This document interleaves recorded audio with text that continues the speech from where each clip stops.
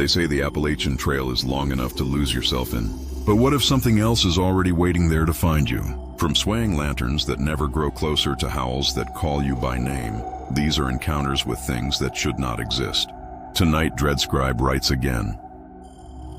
Before we begin, don't forget to like and subscribe for more chilling stories. Drop a comment and let me know where you're watching from and what time it is. I love seeing where everyone is tuning in from, and if there's a story you'd like me to cover next, I'd love to hear it too. The Appalachian Trail has a way of swallowing you whole, of pulling you into a silence so thick it presses against your chest like water. I had walked into one of those silences on a fog-laden night, the kind where the trees bend inward and the air feels heavier than it should. My headlamp barely cut through the mist, illuminating only a small bubble around me. And then, through the veil of gray, I saw it. A faint orange glow, swaying like a lantern carried by some unseen hand. At first, I thought it was another hiker, maybe someone ahead of me making camp. Relief trickled in, thin and fragile. Human presence meant safety, or at least the illusion of it. But when I picked up my pace, the lantern never grew closer. It hovered at the exact same distance, no matter how far I walked. Its glow wasn't steady like fire. It pulsed, slow and rhythmic, like the beat of a heart echoing through the dark. Something about it unsettled me. It wasn't just the impossibility of the distance. It was the sense that the light was aware of me. Every sway seemed timed to my steps, each pulse responding to the quickening of my breath. I told myself it was exhaustion, that my mind was playing tricks after hours on the trail. But deep down I knew better. Some instincts are older than reason. The fog thickened as I climbed, curling around my boots like smoke from an unseen fire. I could hear my pack straps creak, my own heartbeat hammering too fast, but nothing else. Not an owl, not a cricket, not the usual chorus of the night. The woods had gone silent, as if every living thing was holding its breath. The lantern swayed on, patient, unwavering, a lone ember suspended in the mist. I thought of old trail stories, whispered around campfires. Tales of ghost lights in the mountains, orbs that lured wanderers off the path until they vanished without a trace. Scientists would dismiss them as swamp gas, as refracted headlights from towns miles away.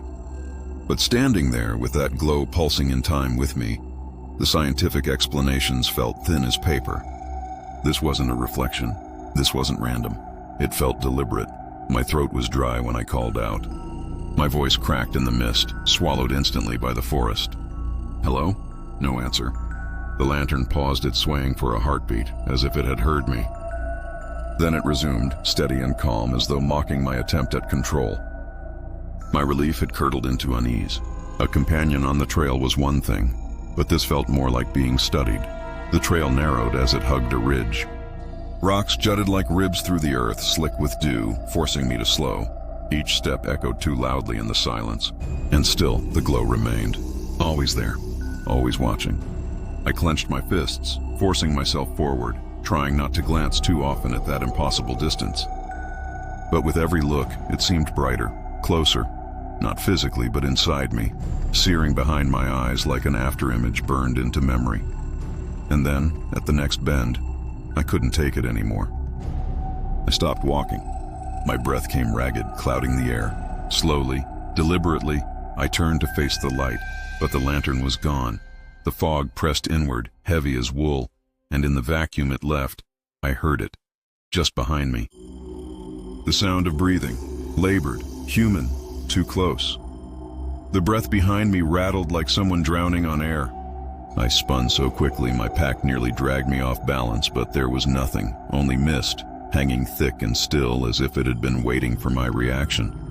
My headlamp beam cut through in jittering arcs, lighting empty trail and skeletal trees.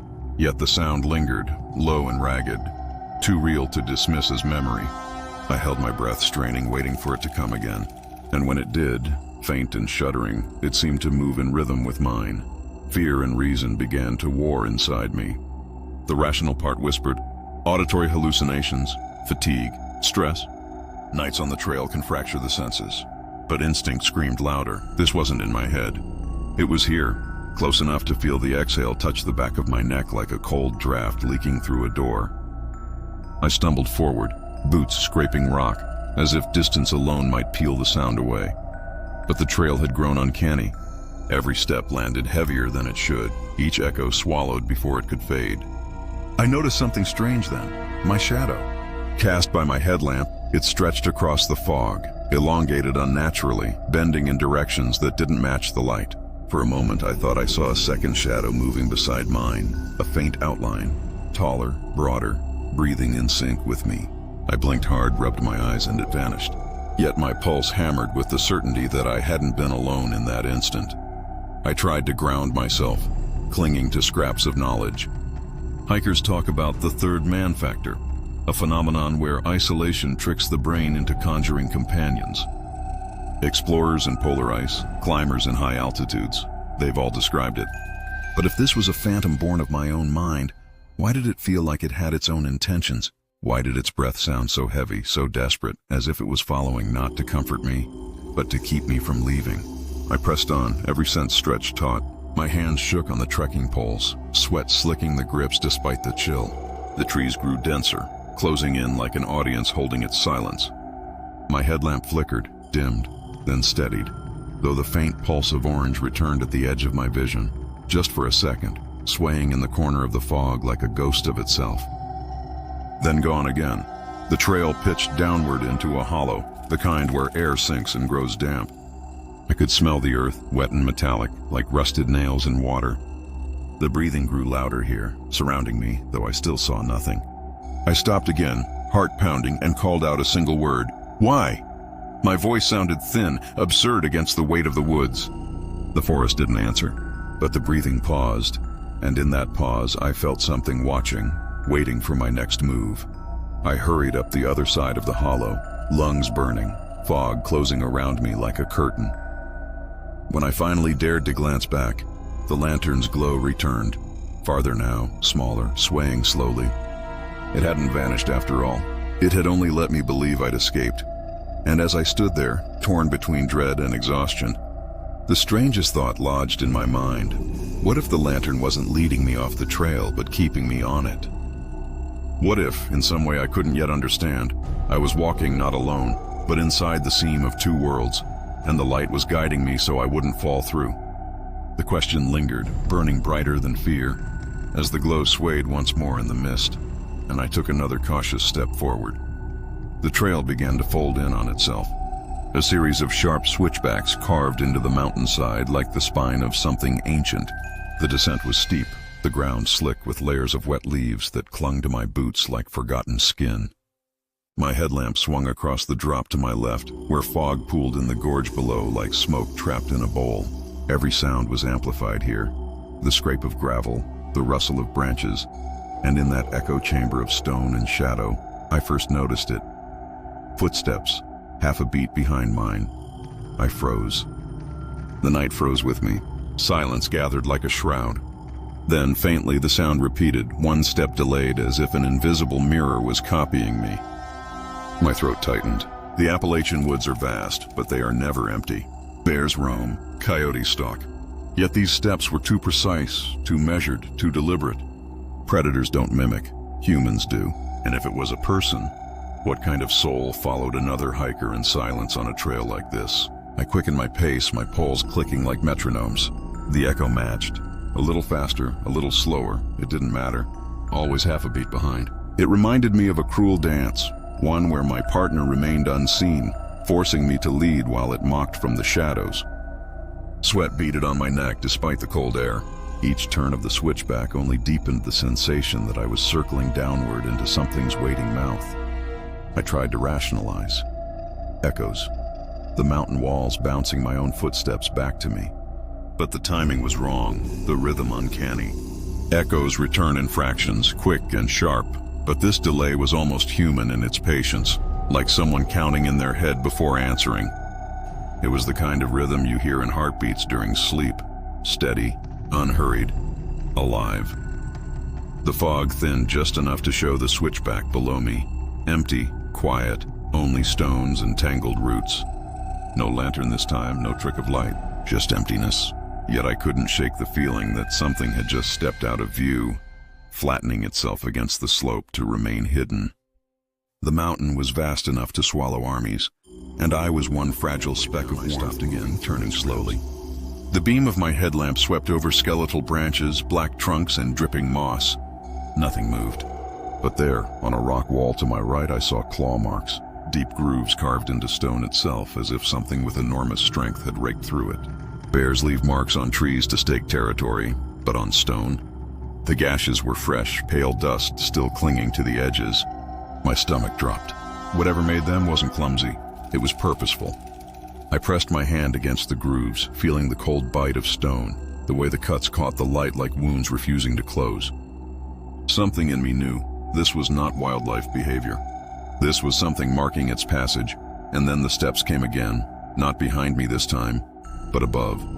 From the switchback I had just descended, faint but undeniable, someone or something was following, mirroring my every move, unseen yet impossibly close. The footsteps above me stopped when I stopped, like a predator freezing in tall grass. I tilted my head upward, scanning the line of fog where the switchback curved back into shadow. My headlamp carved thin tunnels into the mist, illuminating only pieces of the trail, never enough to give me certainty. And yet I could feel it, the awareness of something waiting just beyond reach, testing how long I could stand still before I broke. A sound drifted down, a pebble skittering across rock. Then silence again. That was no echo. Echoes don't dislodge stone. My chest tightened, each breath shallow, ragged, as if the mountain itself was squeezing me. I remembered hearing once that predators measure prey by patience. The longer you linger, the closer they come. My every instinct screamed to move, to descend, to keep the rhythm unbroken. But curiosity cut through fear like a shard of glass. What if I looked too long and it looked back? I forced my legs to move, quicker now, boots biting into the switchback's gravel. The sound followed. Half a beat, always half a beat. It became unbearable, like walking with my reflection just out of sight, mimicking, mocking. I clenched my poles tighter, heart hammering. Then, all at once, the steps shifted, no longer trailing, but doubling. I heard them on both sides of me, as though the mountain itself had grown feet and was pacing in parallel. That was when I heard the breathing. Low, deep, not ragged like a man's lungs, but cavernous, resonant, as though pulled from a chest far larger than mine. It was the sound of bellows feeding fire, a furnace hidden in flesh. My body went cold, my sweat turning to ice. If it had been another hiker, they would have spoken by now, would have revealed themselves. This was no hiker. The trail pitched into another sharp turn, and for an instant, my headlamp swept across the slope above. Just mist, trees, and jagged rock. But then two glints, faint, reflective, eye-shine. They vanished as quickly as they appeared, swallowed by fog.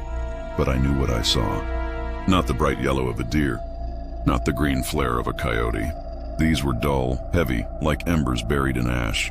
Panic propelled me downward, feet slipping, gravel scattering. The footsteps grew louder, almost playful now. No longer half a beat, but synced perfectly with mine, pounding in rhythm, as though the thing had finally chosen to reveal its intent.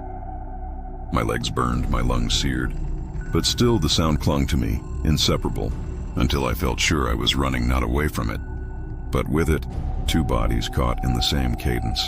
At the base of the hollow, the switchbacks ended, spilling me into a narrow clearing where the fog parted just enough for me to breathe again. The silence that followed was deafening. No footsteps, no breathing, nothing but the drip of water from branches. I spun in circles, headlamp slicing air, searching for any sign. The trail behind me stretched empty, coiled back into shadow. The thing was gone, or so I thought, until I noticed the ground. Just ahead of me, etched into the mud, was a single footprint, larger than mine by twice. Toes splayed wide like the handprint of some massive beast pressed into the earth. Fresh. Too fresh. And from the darkness above the last switchback came the faintest sound. One deliberate step, slow and heavy, before silence swallowed it whole. The storm rolled in with a violence that felt personal, a wall of black clouds swelling over the ridgeline and collapsing into the forest. I had been hiking since morning, and by dusk, thunder cracked like a whip above me. The rain came fast, fat drops that stung against my jacket. and I knew I needed shelter before the trail turned to mud and the mountain swallowed me whole. That was when I saw it, a gnarled oak, older than anything around it, its trunk split but still standing, like a soldier refusing to bow even under fire. I pressed myself beneath its twisted arms, clutching at the bark for cover. The surface felt strange. Damp, yes, but warm in places, almost as if blood pumped beneath its skin. Lightning lit the sky in silver shards, and for an instant the oak seemed to stretch taller, its branches bending like ribs around me. I closed my eyes and told myself it was exhaustion, that my mind was layering ghosts on top of nature. But then at midnight, the tree began to scream. It wasn't the moan of wood stressed by wind. It wasn't the hollow whistle of a storm passing through cavities. It was human, long, ragged, filled with agony, the kind of sound you feel in your marrow more than hear with your ears. My stomach dropped, bile rising as the scream tore through the storm, splitting the night apart like a soul ripped from its body. I staggered back, staring at the oak, heart hammering, waiting for the echo to fade. But it didn't fade. It shifted, up and down the trunk, through the branches, as if the whole tree was a mouth opening to speak. I told myself there had to be an explanation. Resonance chambers, scientists say. Certain shapes in wood can create howls when wind passes through, like the echo of a broken flute. But this wasn't music. This was language, blurred and fragmented, the suggestion of syllables clawing to escape. My hand pressed to the bark, and I felt it vibrate under my palm, not in random tremors, but in pulses, like the chest of something alive. The rain hammered down, sheets of water cascading over me, but I couldn't move. I was frozen by the uncanny truth before me. The tree wasn't just reacting to the storm, it was communicating through it. Every gust of wind seemed to sculpt the scream differently, as though the voice was learning, shaping itself into words. For a heartbeat, I swore it said my name. I stumbled back further, slipping in the mud, my light swinging wildly. The roots of the oak glistened with fresh sap that bled down its trunk like tears. Under the lightning, the sap shimmered faintly. Not amber, not gold, but something closer to molten silver, pulsing with its own dim light. I reached out without thinking, a moth drawn to flame, desperate to know if it was real. And then the scream changed. It wasn't pain anymore. It was warning. Sharp, urgent, a raw sound that struck me like a command. The ground beneath me trembled, as though something enormous shifted deep below.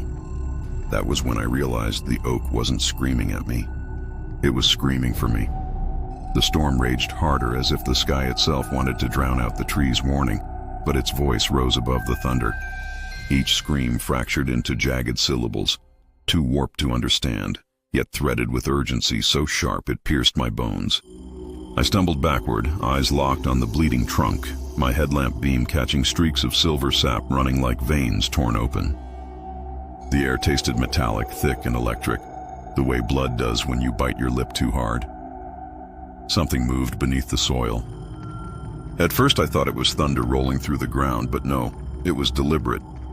The earth shivered in waves, the roots of the oak twisting, not in resistance to the storm, but in response to something deeper.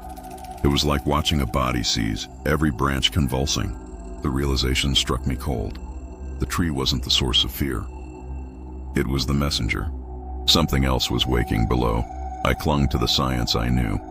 Roots stretch for miles, connecting trees into vast underground networks. Biologists call it the wood wide web, a system of signals shared through fungi and soil, a hidden intelligence. But what if that intelligence wasn't benign? What if the scream was not an accident of wind, but a message relayed through roots that spanned mountains? My rational mind whispered this explanation, but my gut screamed louder. The oak was begging me to leave. Lightning split the sky again, and for an instant I saw it, just beyond the reach of the tree line. A shadow, immense and indistinct, rising against the curtain of rain. It didn't move like an animal. It loomed as if it had no reason to hide. My breath caught in my throat. The oak wailed louder, its branches thrashing, flinging water in desperate arcs. Every nerve in my body told me to run, yet my legs locked, transfixed by the sheer wrongness of the shape in the distance. No longer human, no longer warning. It became mournful, a sound like grief, like loss, echoing through centuries. It reminded me of funeral bells muffled by distance, of voices breaking at the end of prayers. The weight of it crushed me. I thought of how long this tree had stood here, centuries of storms endured, generations of hikers passing beneath. How many had heard this cry and vanished before they could tell the tale? A crack split through the trunk, sharp as a rifle shot. The oak shuddered, sap spilling faster, glowing brighter until it seemed like veins of molten light carved the bark into a map. My chest ached watching it, as though the tree was sacrificing itself to hold whatever darkness pressed beneath the soil. My heart pounded with the truth I didn't want to face. Its scream wasn't just warning me away. It was holding something back, and then, just as suddenly as it had begun, the storm broke. The rain slowed, thunder rolled into the distance, and silence fell like a heavy curtain. The oak stood still, its branches sagging, its sap dimming to a dull glow. No scream, no movement. Only the smell of wet earth and the hollow ache of absence. I wanted to believe it was over. But as I turned to leave, a faint echo rose from farther down the trail. A scream identical ragged human carried through the mist. Not from this tree, but from somewhere else in the forest. And in that moment I knew.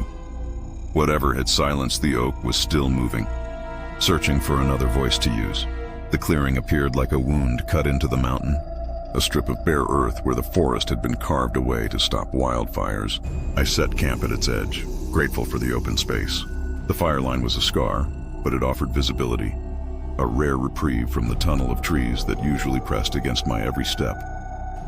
I gathered dry wood, coaxed a flame, and sat with my back to the dark wall of pines, letting the crackle of fire drown the silence. For the first time in days, I felt almost safe. But safety in the woods is often a lie. The fire spit and hissed as I fed it, sparks snapping upward like tiny souls breaking free. I watched them rise, carried by the warm currents into the night sky. And then something strange happened. Halfway up, the sparks stopped climbing. They froze mid-air as though suspended in glass.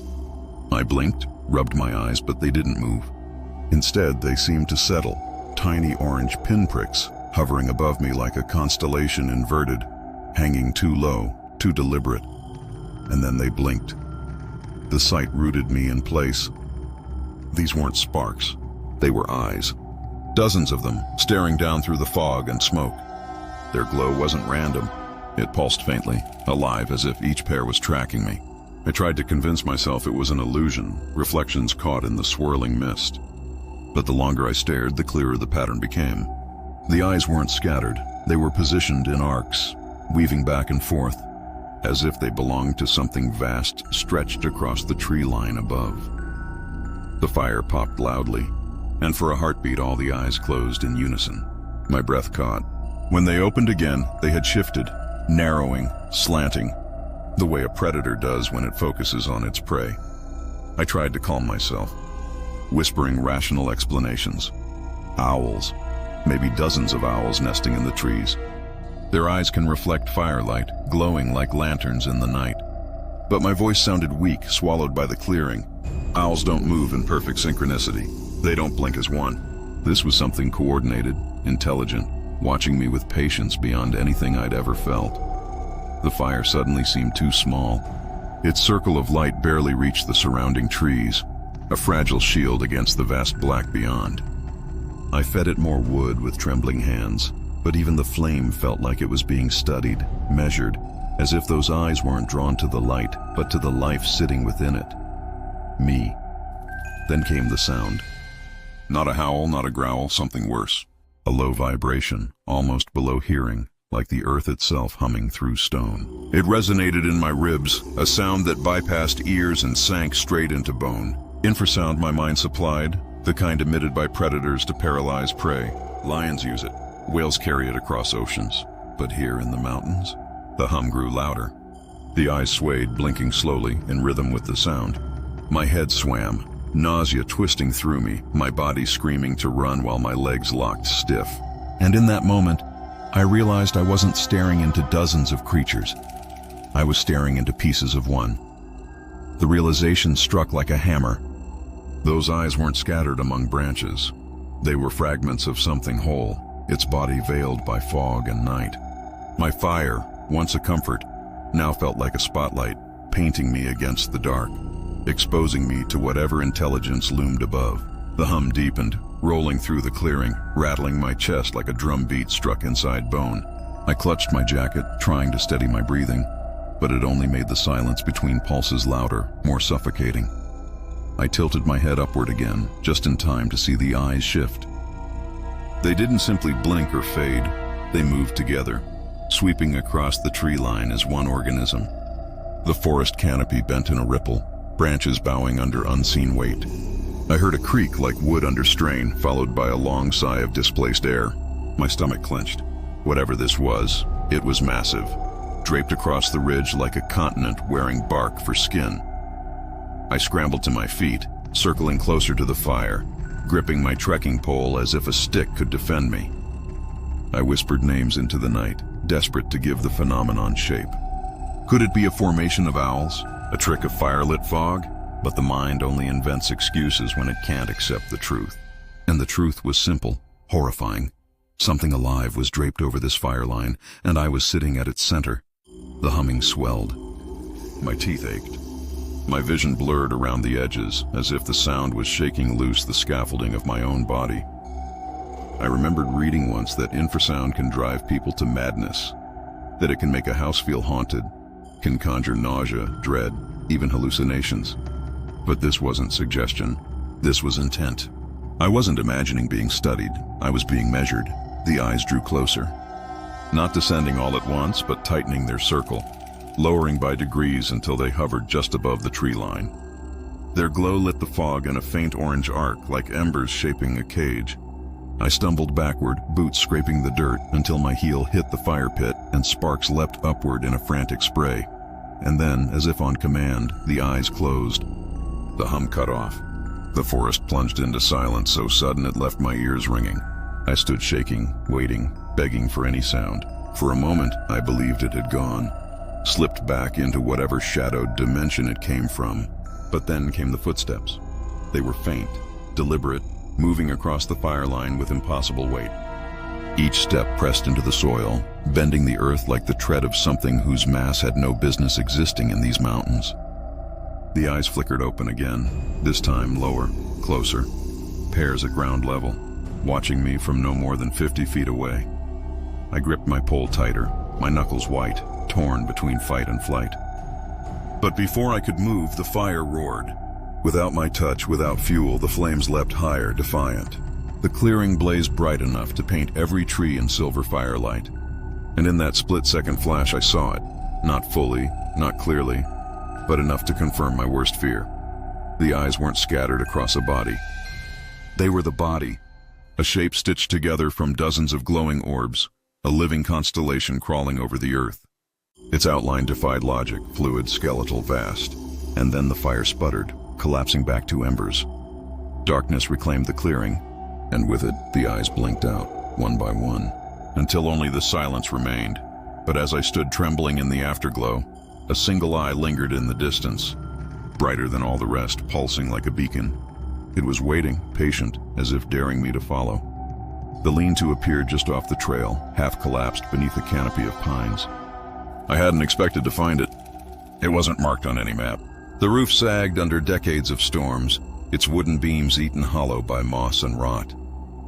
Yet inside, scattered among the damp boards and leaves, something caught my eye, a notebook, its cover warped by rain but intact, as if it had been waiting for hands to turn its pages. I knelt and brushed away the dirt. The spine cracked when I opened it, brittle but legible. The first page bore a name, though the ink had bled too much to read clearly. What followed were entries, jagged writing scrawled across yellowed paper. They began with the casual tone of a hiker logging days.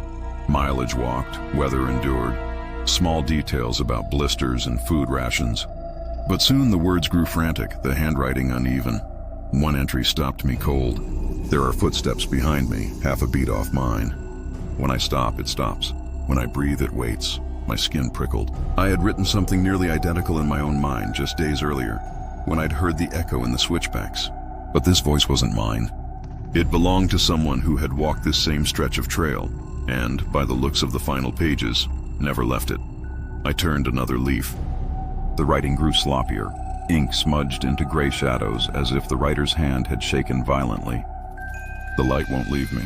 It burns at the edge of my vision, always the same distance through me, though the night air was already frigid. The memory of that swaying lantern came back sharp, the glow that had pulsed with my heartbeat. This hiker had seen it too. My chest tightened as if I were reading a prophecy already fulfilled, each word a reminder that the trail devours in patterns. The next page bore only half a sentence before the ink bled off into a smear. If someone finds this, don't... I froze, staring at the broken words. Don't what? Don't follow? Don't trust? The page offered no answers, only a silence more unnerving than any scream. I flipped ahead, desperate, but the rest of the book was empty, pages warped and blank. Their silence heavier than the storm outside. A gust of wind swept through the lean-to, scattering leaves across the floor. And in that wind, faint as breath, I swore I heard a whisper. My name, drawn out like a thread unraveling. I snapped my head around, light sweeping the dark, but nothing moved. Only the notebook in my lap, pages trembling though my hands were still. I shut it quickly, clutching the ruined cover against my chest. The night outside had grown impossibly still, as though the forest itself leaned in to listen. My own breath echoed too loud in my ears. It wasn't just memory trapped in those pages. It was presence, unfinished and waiting. The journal hadn't been abandoned. It had been left for someone, and the moment I realized that, the whisper came again, clearer this time, closer. Not from the wind, from inside the shelter with me. The whisper threaded through the dark like smoke, curling around my ears. So faint I almost convinced myself it was imagination, almost. My name, dragged out, syllable by syllable, rose from the shadows of the lean-to. I swung my headlamp across the rotting beams. The sagging corners were mold spread like bruises, but nothing moved. Still, the sound lingered, woven into the silence, vibrating in my chest the way the oak's scream had days before. My pulse hammered. I gripped the notebook tighter, its damp cover slick beneath my fingers. Something inside me said, "Don't open it again," but another part of me, the reckless part that had brought me alone to this trail, insisted I had to. With trembling hands, I flipped to the last page, the one that had trailed off mid-sentence. In the beam of my light, the words shimmered wet, as if the ink had only just been laid down. That wasn't possible. The entries were decades old, judging by the rot of the shelter. Yet the line seemed alive, waiting for me to finish it. If someone finds this, don't... My throat tightened. The journal was no longer history. It was invitation. The whisper came again, directly in front of me this time, low and ragged, the way a voice sounds when pulled from the bottom of a well. I leaned forward despite myself, headlamp beam trembling across the warped pages. That was when the ink began to spread. Slowly at first, then faster, letters bleeding across the paper as though an invisible hand was still writing. "Stop walking. Don't look back." My stomach clenched. The page glistened, the words sinking deeper into the pulp like veins of oil spreading under skin. I slammed the journal shut and staggered out of the lean-to, the night air crashing over me like surf. The forest was still, oppressively still, but the silence was worse than noise. It pressed against my skull until I felt sure something was holding its breath right behind me. I forced myself down the trail, boots squelching in wet earth, my headlamp beam shaking wildly across roots and stones. Each step was agony, because every instinct screamed to glance back. But the words in the journal clung to me like barbed wire. "Don't look back." The wind stirred again, faint but insistent, and carried with it another whisper. My name, clearer now, closer, a voice almost familiar. I bit my tongue, fighting the reflex to turn. My breath came fast, fogging the air. My hands trembling so hard the pole tips stabbed into the dirt off rhythm. Still, the urge pulled at me, magnetic, unbearable. I had to see what followed, and then I heard it. Not a whisper this time. Breathing, labored, heavy. A sound I knew too well, one that seemed to have chased me across ridges and valleys since the lantern. It grew louder, syncing with my own, until the two rhythms nearly merged. I ran, panic exploding through me, careening down the trail with reckless speed. But the breathing kept pace, relentless, as if my lungs weren't my own anymore, as if something had stitched its rhythm to mine. When I finally stopped, gasping, I realized the journal was still in my hand. And under my thumb, even with the cover closed, I felt a vibration, a faint, steady pulse, like a second heartbeat, alive beneath the damp paper, Whatever had written those words hadn't finished yet. The trail bent toward a gorge, and I heard it before I saw it. The creak of old timber swaying with each gust of wind. When the fog lifted just enough, the bridge appeared, stretched across the chasm like a scar. Its planks were warped, hand-hewn beams blackened by rain, each step promising either passage or collapse. I tightened my straps and stepped forward, the wood moaning under my weight as though I'd woken something that had been asleep for years. The gorge below was bottomless in the dark. I aimed my headlamp downward, but the beam was swallowed before it could find an end. The air rising from beneath was colder than the night around me, damp with the scent of stone and something older, like iron steeped in water too long. I told myself to move quickly, to keep my eyes fixed on the far side. But halfway across, the wind shifted, and I heard it. Faint whispers rising from the depths. At first, I thought it was the wind rushing through the gorge, shaping itself into illusion. But the more I listened, the clearer it became. These weren't the shapeless sighs of air. These were voices, layered, multiplied, murmuring like reeds in a river current. My skin prickled. Each voice carried a cadence, a rhythm I couldn't quite place, as though they belonged to countless throats speaking in unison. And buried within the chorus, I caught fragments that made my blood run cold. Names, not just any names. Mine. I stopped in the center of the bridge, the board sagging under me. My heart raced, pounding louder than the groans of timber. The whispers rose, overlapping, some pleading, others mocking. My name repeated again and again, called in voices I almost recognized. Voices of people I had known, twisted, thin, and hollow. Like echoes passed too many times through an empty cave. I gripped the rope railing, splinters driving into my palm, and forced myself to breathe. Bridges amplify sound, I reminded myself. Vibrations, resonance, tricks of the structure. But that explanation dissolved when one whisper broke from the chorus and hissed a sentence I will never forget. Step closer. The words were sharp, deliberate, carrying weight beyond wind or wood. My stomach turned to stone. The gorge beneath me pulsed with blackness, a depth that wasn't empty but waiting. My light trembled over the abyss and in the shifting mist. I thought I saw movement. Not water, not rock, but shapes writhing like pale arms reaching upward through endless dark. The voices swelled, louder, desperate now, an orchestra of whispers pressing against me from all sides. My grip on the railing tightened, sweat slicking my hands. Every instinct screamed to bolt, but the moment I leaned forward, the planks groaned louder, bowing with a sound too human, like ribs splintering under pressure. And then, just as the storm of whispers reached its peak, they stopped. The silence was instant, absolute, the kind that punches the air from your lungs. My ears rang with the absence of sound, and into that silence came a single voice, close and intimate, as though spoken just an inch from my ear. It didn't whisper my name. It whispered, "Look down." I froze, my entire body shivering though the air around me was still. That voice hadn't risen from the gorge.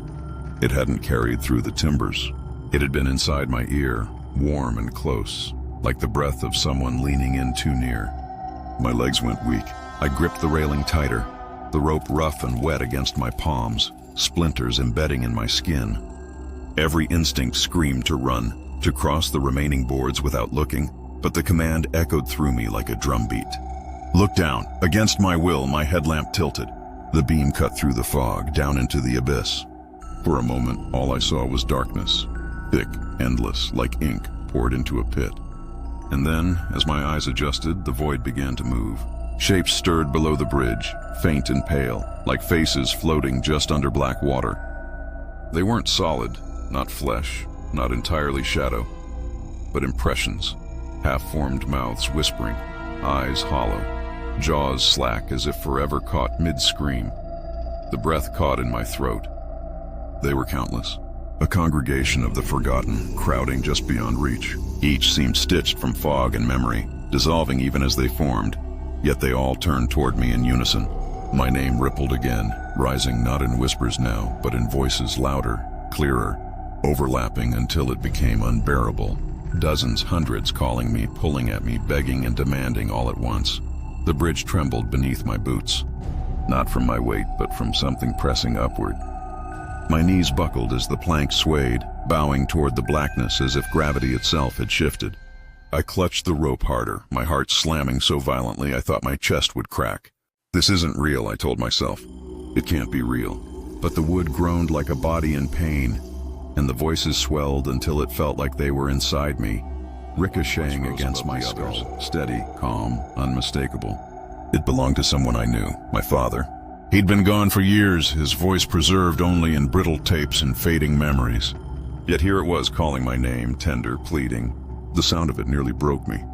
Tears blurred my eyes as I leaned over the rope, desperate, searching for the shape that matched the sound. And there, just below the bridge, one of the faces formed fully, his hollow-eyed, lips trembling, reaching with hands that weren't hands at all, but smoke bent into fingers. "Come down," it whispered. "You don't have to walk anymore." My chest cracked open with longing. For one unbearable second, I almost let go. My fingers loosened on the rope, my boots sliding forward on slick planks. The abyss seemed to widen, opening its arms to cradle me. But then the face flickered, stretching into something monstrous, eyes swelling black, jaw splitting too wide, voice warping into a shriek that rattled my teeth. I jerked back, gasping, clutching the rope with all the strength left in me. The vision dissolved, sucked back into the dark along with the hundreds of others. The whispers shrank, fading into the gorge like a tide pulling away from shore. And in their absence, the bridge grew still again, silent, nothing but wood and rope under the fog. I staggered the rest of the way across, each plank a prayer not to collapse. When my boots finally struck solid earth, I collapsed to my knees, shaking, the journal in my pack thumping against my spine like a reminder. The trail doesn't just carry hikers forward. It carries echoes of the ones who never left. And as I looked back, the bridge was gone, swallowed completely by the mist. The storm had passed, leaving the woods slick and gleaming, each branch dripping like the aftershocks of a weeping sky. I trudged on, my boots heavy, when I caught sight of him. A man standing just ahead on the trail, uniform pressed, hat brim low enough to shadow his face. Relief surged through me like a flood. A ranger meant safety, structure, rules in a place where nothing had made sense for nights on end. He lifted one hand in greeting, a stiff motion, almost mechanical. "Trail's safe ahead," he said, his voice calm, clipped. I nodded, my throat too dry to answer. He lingered a moment, then turned, walking slowly down the path. I followed, matching his pace, comforted by the rhythm of another presence. But something about him gnawed at me. His boots, they didn't make a sound. I told myself I was tired, mishearing, that the mud had muffled his steps. But as my poles clicked against stone, the silence around his stride only grew sharper, too clean, like an audio track with one frequency cut away. I tried to shake it off, studying the back of his uniform. The fabric looked authentic, patches stitched in place, a radio clipped at his shoulder. But the longer I stared, the more it felt like a costume. Crisp, too clean for days in the wild. He glanced back once, and the angle of his face beneath the brim was wrong. I couldn't explain how, only that my eyes couldn't settle on the details, like trying to focus on a reflection in rippling water. His voice came again, steadier, repeating what he'd said before. "Trail's safe ahead," the exact same cadence, the exact same words. My skin prickled. Rangers don't speak like recordings. They improvise, they explain. But this was script, not conversation. I slowed, testing him, letting distance open between us. He slowed too, adjusting as if tethered. The realization struck me with ice. He wasn't leading. He was pacing me. The trail bent into a hollow where mist curled thick and silver. He stepped into it first, his frame dissolving into fog until only the faint outline of his hat remained. I paused at the edge, fear anchoring me. The silence was unbearable, pressing against my ribs. Then his voice carried out of the mist, closer than it should have been. "Trail's safe ahead." My chest tightened. I forced myself forward, every nerve screaming. Inside the fog, the world shrank to gray. The shape of him reappeared a few feet ahead, but altered somehow. Taller or thinner or both. My headlamp flickered, the beam breaking across his form like water over glass. And then, for the first time, he stopped walking. I froze, heart hammering as he turned to face me. The brim of his hat still shadowed his features, but the darkness beneath wasn't absence. It was movement, a roil of something shifting, a face that couldn't settle on being human. And then he spoke again, only this time it wasn't words. It was the sound of breathing, ragged and close. So close I couldn't tell if it came from him or from right behind me. The breath filled the fog, heavy and wet, like lungs straining under the weight of stone. My hand tightened around the trekking pole until my knuckles ached, but I couldn't lift it. I was caught, transfixed by the figure ahead. He stood perfectly still, yet the fog around him seemed to ripple outward, disturbed by his presence the way water ripples when something unseen swims just beneath the surface. "Trail's safe ahead," he repeated, but this time the voice was warped, slowed, as though dragged across gravel. Each syllable cracked, echoing in the mist like a phonograph needle stuck on the same groove. My stomach knotted. He wasn't speaking, he was replaying. The rational part of my brain scrambled for footing. Could this be exhaustion? Auditory hallucinations born of sleep deprivation? I'd read enough accounts of hikers pushed to breaking point, their minds conjuring voices and figures to accompany them. But hallucinations don't cast shadows, and his did, faint but real, stretching thin across the fog as though tethered to something far larger than the body I saw. I forced a step back, the plank of trail groaning beneath me. His head twitched sharply, unnatural, like a puppet jerked by strings. "Safe," he rasped again, louder, as if testing the word's weight. The brim of his hat tilted upward just enough to reveal the void beneath. No face, no eyes, only shifting blackness, like storm clouds folding in on themselves. My breath hitched. This was no ranger. It was something wearing the uniform the way a predator wears the scent of its prey. A mask of authority, designed to disarm. I stumbled backward, but the mist carried his shape forward without movement, closing the distance as though the trail itself pulled him closer. Panic erupted in me, primal and raw. I spun and ran, boots slamming into mud, heart detonating against my ribs. Branches tore at my sleeves, the fog chasing me like smoke alive with hunger. The trail bent upward, steep and uneven. I clawed at roots, scrambling higher, my light bouncing wildly across trees that all looked the same. Behind me, no footsteps sounded, only that voice repeating always the same words. "Trail's safe ahead." Sometimes close, sometimes far, always chasing. I broke through the fog suddenly, stumbling into open air where the mountain dropped to reveal a ranger station. Relief punched through me like oxygen. The squat cabin stood crooked, its windows dark, its roof collapsed at one corner. It looked abandoned, but even ruin was sanctuary compared to what followed me. I staggered toward it, chest heaving. The door hung ajar. I shoved it open and stumbled inside, my headlamp cutting through dust and decay. Maps curled on the wall, rusted lanterns hung from pegs, a desk sagged under its own weight. My relief lasted only seconds, because the uniform on the wall, the one framed beneath glass, yellowed with age, was identical to the one the figure had worn. A plaque beneath it read, "Last issued 1974. My blood turned to ice. Whoever that man on the trail had been, he wasn't flesh. He wasn't Ranger. He wasn't human at all. And just as that realization carved into me, the station door groaned shut on its own. From outside, muffled by the walls, the voice came one last time. Calm, steady, too close, sound all its own. The forest breathes differently after sundown, every rustle sharper, every silence stretched tight. I had set camp in a hollow, the fire snapping weakly against the damp air. Beyond the glow of the flames, the woods pressed in, black and endless. I told myself the fire was enough, that it would hold the dark at bay.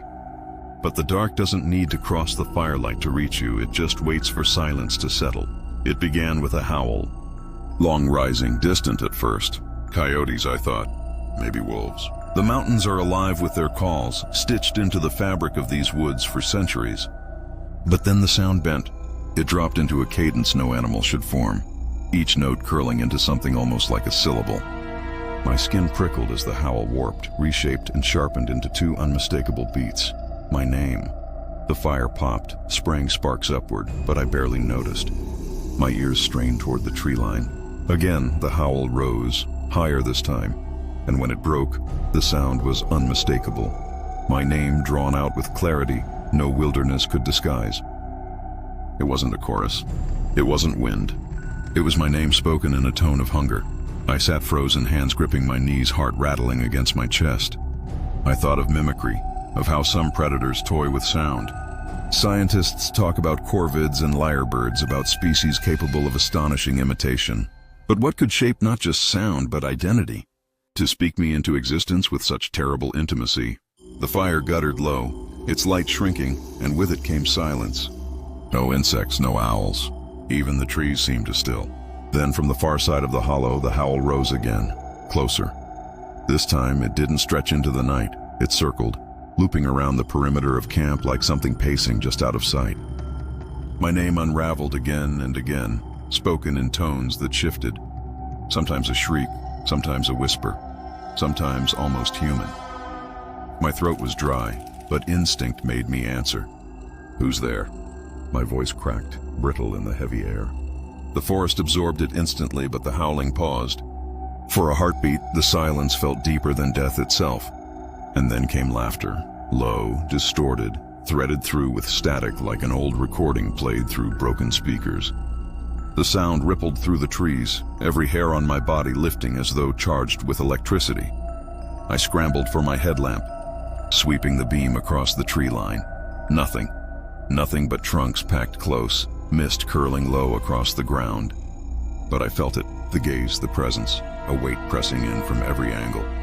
My hands trembled so badly I nearly dropped the lamp. Then the ground at the edge of camp stirred. The soil shifted, soft and deliberate. When the mist parted, I saw it, pressed into the earth like a brand. A paw print.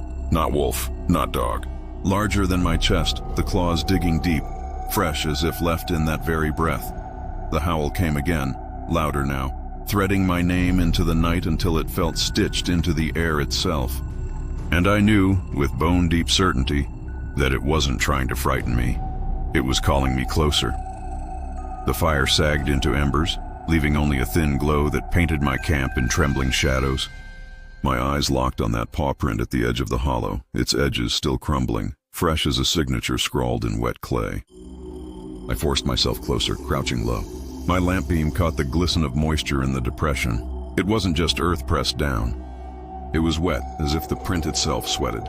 The claws had carved channels deep enough to hold rain, though no rain had fallen. My chest constricted. Every instinct screamed retreat, but my feet refused. Curiosity rooted me where terror should have driven me. The howl rose again, and this time it was different. Less like a predator's cry, more like words dragged across a throat never built for language.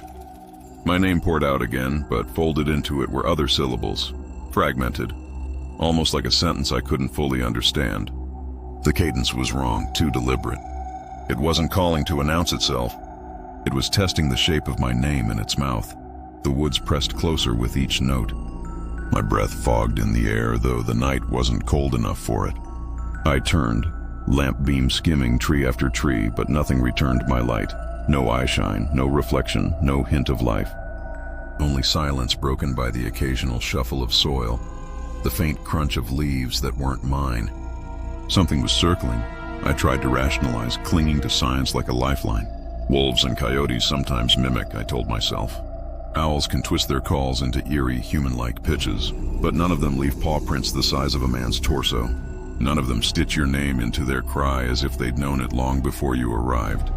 The laughter returned, bubbling low from the trees, moving with the wind. It wasn't pure joy.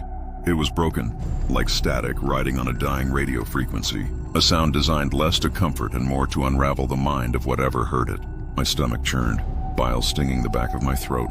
It didn't just speak, it knew. The fire hissed and died completely. Darkness swallowed the hollow, my lamp the only fragile island of light. That was when I felt the ground tremble beneath me. Not the whole earth, just a single heavy step. Then another, slow, patient. The sound came from behind, but when I turned, it was gone. Then to the left, then to the right. Always moving, always circling, never revealing. Finally, silence again. A silence so sharp it ached. My ears strained, my breath ragged. Then just above me, the howl broke once more. But this time it didn't stretch across the trees. It came from inside the hollow, from no more than a dozen paces away. The sound was raw, thunderous, my name twisted into something that no longer belonged to me. My lamp trembled as I swept it forward. For a heartbeat, the beam landed on a shape, tall, wrong, hunched in a way that bent anatomy itself, eyes too high above the ground, a jaw too long, opening too wide. And yet, impossibly, it grinned, lips peeling back as if it enjoyed the sound it had learned. Then the light flickered, once, twice, and when it steadied again, the hollow was empty. Only the paw print remained, steaming faintly in the night air, as if it had just been made. The trail forked without warning, one path swallowed by thickets, the other narrowing into a corridor of crooked pines. I hadn't seen it on my map, but something in me pulled toward it, a compulsion I couldn't explain. The air shifted as I followed, growing stiller with each step, until even the fog seemed pinned in place. That was when I saw it. A cabin, half hidden in the trees, its windows glowing faintly with the orange warmth of firelight. Relief rushed through me, reckless and eager. Shelter meant rest, meant safety. But the longer I stared, the more wrong the glow felt. Fire flickers. It breathes. This light did neither. It simply hovered, constant, like a bulb burning in air that refused to move. I hesitated, every nerve taut, yet exhaustion outweighed caution. I pushed the door. It groaned open on rusted hinges, releasing a breath of stale air thick with dust. Inside, time had folded in on itself. Cobwebs hung heavy over chairs. Dust filmed every surface. Yet on the hearth, flames burned steadily, crackling with impossible cheer. I crept closer, my boots crunching on grit, and felt the strangest sensation: no heat. The fire was light without warmth, a painting of fire rather than flame. My chest tightened. Even stranger, on the table nearby sat a plate of food untouched but steaming as though it had just been served. Meat browned, potatoes glistening, a roll split and buttered. I leaned in, breath fogging above the dish. The steam curled upward, but the air itself was motionless, so thick and heavy it felt like glass. I lifted my hand and felt nothing, not heat, not scent, only weight, as if the cabin itself had stopped time at the moment of a meal long forgotten. My stomach growled violently, and for a moment the temptation gnawed at me. My legs twitched to sit, to taste. Then I caught sight of the mirror. It hung crooked above the fireplace, its glass fogged and cracked. But it wasn't my reflection staring back. I froze. In the mirror sat a man at the table, hunched forward, fork raised, poised to eat. His features were blurred, indistinct, but his posture was mine. Headlamp on, jacket zipped, hands trembling. I staggered back, yet in the mirror he leaned closer, lips parting in a grin that revealed teeth too many and too sharp. My breath came shallow, chest aching. I spun to the table. The chair was empty. The food still steamed, but the mirror showed him eating now, tearing into the meal with desperate hunger, blood mixing with the butter as if the food itself had turned raw. He chewed and chewed, eyes never leaving mine. My knees weakened, nausea clawing at my throat. A creak sounded behind me, slow, heavy. The floorboard shifted as if weight pressed down where no one stood. My lamp beam quivered across empty space, but the mirror showed him rising now, pushing back the chair, his grin widening. I bolted for the door, but it slammed shut with a force that rattled the glass in the window panes. The cabin sighed, the fire still burning without heat, the food still steaming without scent. And behind me, in the mirror's reflection, he was closer now. So close, his breath fogged, every nerve screaming, my breath clouding the glass, though the air in the cabin was still. The figure's grin widened as if it fed on my fear, its movements growing sharper, more deliberate. My own reflection was gone entirely. Only his remained. He tilted his head in mock curiosity, the way an animal studies prey before deciding how to strike. The fire crackled behind me, though no warmth touched my skin. I forced my gaze away from the mirror, fumbling for the door. My hands trembled as I yanked the handle, but it wouldn't budge. It felt as if the wood itself had fused, as though the cabin wanted me inside.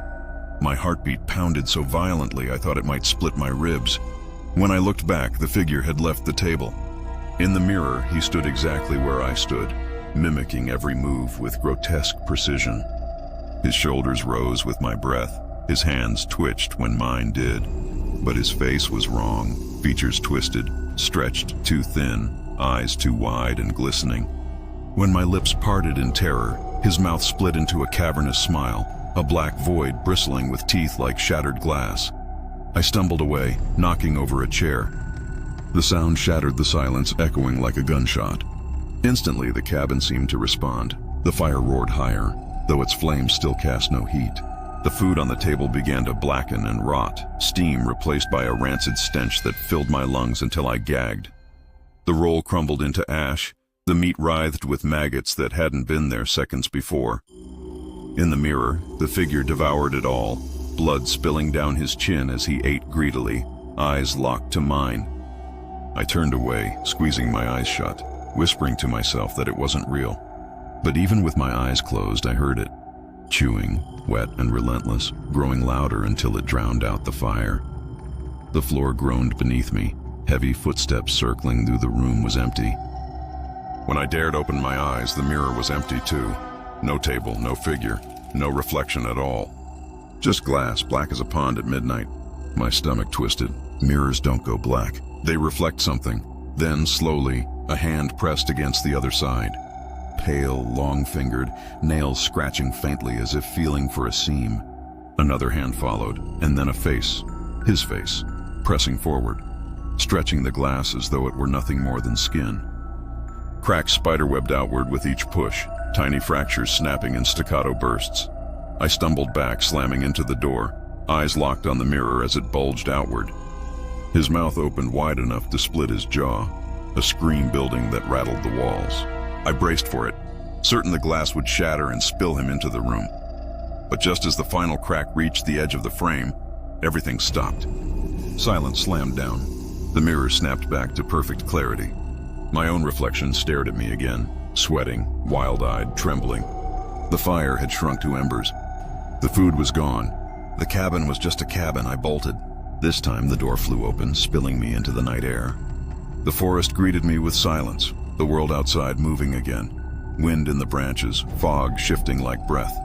I didn't look back. But as I fled, the image clung to me. My reflection in that glass, watching me too closely. And I couldn't shake the thought. What if the version I saw in the mirror had been the real me? And what escaped the cabin that night was something else. The Appalachian Trail is supposed to feel endless, a vein of earth stretched across 2,000 miles of wilderness. But on that night it ended. At least it did for me. It began with a side path, narrow, nearly hidden beneath the tangle of roots and brush. I wouldn't have noticed it if the moon hadn't slipped through the canopy, casting silver across the faint scar of soil. My map showed nothing there, but something about it drew me, the way a faint current pulls you off course, quiet but undeniable. I stepped onto the path. At once the forest changed. The air thickened, heavy as wet wool. No crickets, no wind. Even my own footfalls sounded muted, as though the ground was swallowing them before they could echo. I pressed on, unease rising in waves, but curiosity gnawed harder. Each bend in the path was sharper than the last, the trees leaning together overhead until they formed a tunnel, branches knitting into a lattice so dense no sky shone through. The air grew colder. Roots twisted across the ground, slick and swollen like veins, forcing me to weave carefully to avoid tripping. They didn't feel random. They looked placed, arranged with intention, woven into a design too precise for chance. My headlamp illuminated patterns etched into the bark, spirals, arcs, marks like ancient carvings weathered by centuries. My pulse quickened. I thought of the petroglyph trees whispered about in scattered folklore, stories dismissed by scientists as invention. Yet here I was, walking inside a labyrinth written in wood. The path narrowed further until I had to crouch, branches pressing against my shoulders, closing in like ribs around a lung. Each breath tasted of damp stone and iron, not forest. And then ahead, the tunnel ended. It didn't open into forest, or ridge, or clearing. It opened into something that shouldn't exist. A stone archway, massive and alien, rose from the earth, carved into spirals that pulsed faintly under my light as if alive. Beyond it stretched not trees but sky, yet not the sky I knew. An ocean of stars spilled outward in impossible abundance. Galaxies wound tight like whirlpools of fire, constellations no human had ever charted. The horizon shimmered not with mountains but with emptiness, a depth that bent perception until my stomach lurched. It wasn't the night sky. It was a window or a seam. I staggered closer, knees weak, my breath trembling as though each inhale carried the weight of two worlds. The silence was immense, cathedral-like, pressing reverence into my bones. And yet beneath it, faint but real, I heard something else. Footsteps. Behind me. I turned, light quivering across the tunnel of roots. Nothing. The path was empty, swallowed by fog. But the sound had been there, steady, patient, the same echo that had haunted me since the lantern. My chest constricted. This wasn't a detour. It was a destination, a loop I'd been walking towards since the beginning. The archway pulsed again, faint light rippling across its spirals like veins alive with fire. My body swayed forward, drawn by awe, by dread, by the impossible truth shimmering beyond. I didn't cross, but I took one step closer.